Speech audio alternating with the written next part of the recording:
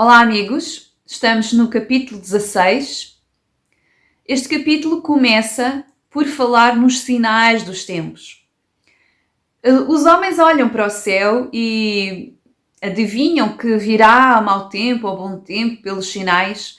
Os homens interpretam muitas coisas. E Jesus disse que há também os sinais dos tempos. Jesus, até mais para a frente neste livro de Mateus, neste Evangelho de Mateus, no capítulo 24, Jesus fala dos sinais dos tempos que nós devemos esperar para o tempo do fim. E Jesus disse que a estas pessoas que o questionavam daria apenas o sinal de Jonas. Claro que eles não percebiam nada do que era este sinal de Jonas, nem percebiam nada do que é que ele estava a dizer. Aqueles que andavam com Jesus iam percebendo. Então nós também somos exortados neste tempo a perceber o tempo do fim, a perceber os sinais. Muitos diziam que o mundo ia acabar no ano 2000, diziam que o mundo teria acabado também no ano 1000, nunca aconteceu, já andam a dizer que Jesus vai vir, já andam a dizer que vai ser o tempo do fim há muito tempo. Certo? Mas há sinais que nós devemos reconhecer. Quando chegarmos ao capítulo 24, talvez percebam melhor que sinais são estes. Eu não quero avançar hoje porque não é o tema de hoje. Mas devemos estar atentos ao mundo que nos rodeia, aos sinais que estão a acontecer. Sabemos que para o tempo do fim, determinados sinais acontecerão.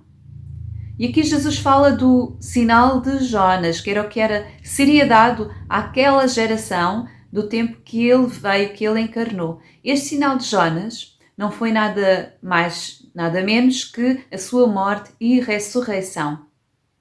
Muitos foram testemunhas de Jesus, daquilo que aconteceu. Ele ressuscitou e apareceu a muitos. Este era o grande sinal. Jonas porquê? Porque Jonas também esteve 3 dias e 3 noites dentro de um grande peixe. É relatado no livro de Jonas e assim Jesus chama ao sinal que ele daria àquela geração de o sinal de Jonas. Mais à frente é relatado um episódio que ocorre com Pedro. Aliás, 2 episódios que acontecem com Pedro. Pedro era uma pessoa que era ousado, por um lado, mas também era muito impulsivo. Era daquelas pessoas que fazem, e aqueles que são fazedores, que são ativos. E ele estava sempre na linha da frente. Até foi ele que conseguiu andar sobre as águas ali por um bocadinho, porque teve aquela ousadia de pedir a Jesus. Já vimos isso noutros capítulos para trás. Mas aqui ele percebe que este homem, do qual eles eram discípulos, não era um rabi, um mestre apenas, que este Jesus era algo mais, alguém maior.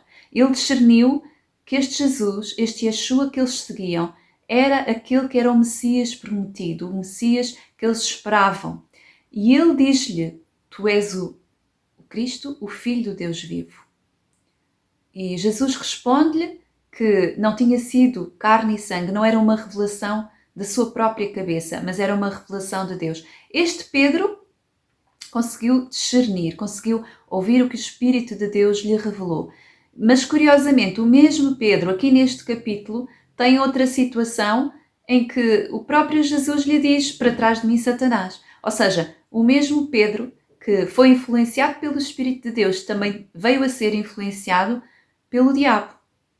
Isto reflete muitas vezes o que acontece com cada um de nós. Temos momentos em que somos influenciados pelo Espírito Santo e conseguimos fazer coisas extraordinárias e conseguimos perceber coisas espirituais, e outras vezes que nos deixamos influenciar também pelo inimigo. Eu costumo dizer que quem faz muito erra muito. Este Pedro estava nesse perfil. Vêm tempos em que, se nós amarmos a nossa vida mais do que a nossa obediência ao Rei dos Reis, ao Senhor, nós vamos perder a nossa eternidade, porque este mundo é mau, vai-se levantar um sobre o mundo que já governa, mas ainda não está visível, e vai querer colocar em nós a sua marca. Eu acredito que ele até já está a colocar a sua marca em muitos que estão cegos que guiam cegos. Nós temos que ser persistentes até ao fim. Aqueles que vão permanecer até ao fim são aqueles que serão capazes de ouvir dentro de si o Espírito da verdade, que guia a toda a verdade e nos conduz até ao fim na presença de Deus. Eu desejo que aqueles que me ouvem sejam capazes de discernir os sinais e guardem o seu coração até ao final e que um dia nos possamos encontrar num outro reino eterno. Um abraço e boa semana.